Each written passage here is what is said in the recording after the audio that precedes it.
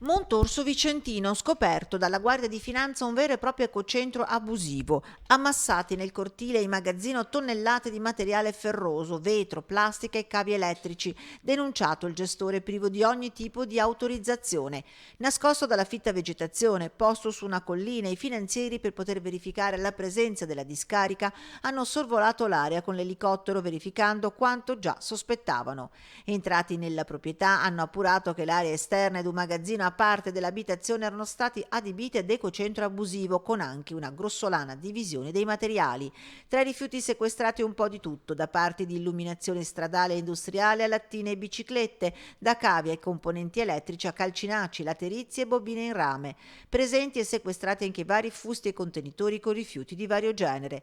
Tra le ipotesi al vaglio anche quella per cui parte dei materiali possa essere di provenienza furtiva. Il sequestro del cellulare del 43enne indagato potrà essere utile per il proseguio delle indagini. A suo carico intanto il pagamento dell'ecotassa regionale, dovuta anche da chi esercita abusivamente l'attività di discarica.